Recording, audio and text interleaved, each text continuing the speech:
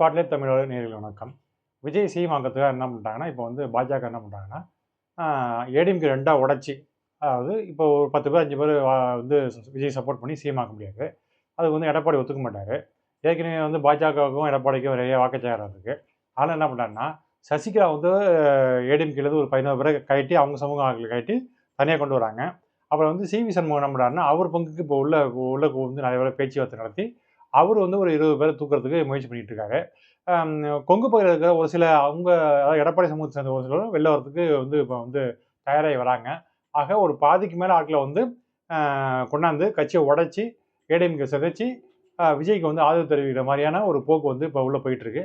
அந்த வேலைய வந்து இப்போ பாஜக தொடங்கியிருக்கு. அதனால தான் என்ன பண்றாங்கன்னா, அந்த வேலைய முடிக்கிறதுக்காக விஜய் வந்து அழைச்சு சிஎம் ஆக்குறதுக்கான சில சில தாமதமான விஷயங்கள பண்றாங்க. எங்க வந்து பாஜக வந்து இப்படி மறைமுகமா விஜய்க்கு சப்போர்ட் பண்ணுவாங்க பயந்துட்டு என்ன பண்றாங்கன்னா, ஏற்கனவே திமுக தரப்புல என்ன பண்ணாங்க, காங்கிரஸ் சிக்னல் குடுத்தாங்க. நீங்க போங்க, விஜய்க்கு ஆதரவு குடுங்கன்னு சொல்லி காங்கிரஸ் சிக்னல் குடுத்தாங்க. அடுத்தது வந்து 2 சிபிஐ, சிபிஎம்மும் வந்து அப்புறம் விசிகாவும் வேற சில ஆட்களும் வந்து உதவியா இருக்கல. வேற சில ஒரு 1, 2 தொகுதி ஜெயிச்சிருக்கு. அவங்களையும் வந்து திமுக வந்து என்ன பண்ணாங்கன்னா, அத கண்டுக்காத அளவுக்கு சிக்னல் குடுத்து வெளில போங்க, நீங்களே போங்க, நாங்க சொல்ல மாட்டோம்ன்னு சொல்லி அப்படியான வேலைகள் நடந்துட்டு இருக்கு. இப்ப விஜய வந்து பாஜக பிடியிலிருந்து காப்பாந்து பண்றதுக்கான ஒரு போக்கு வந்து இங்க வந்து நடந்துட்டு இருக்கு. ஆனா, விஜய் வந்து ஒரு 6 மாசம் ஓட விட்டு, அதுக்கப்புறம் என்ன பண்ணாங்கன்னா, இப்ப கவிழ்த்து அடுத்த எலக்ஷன் வர வைக்கிறதுக்கான ஒரு போக்கு இருக்கு.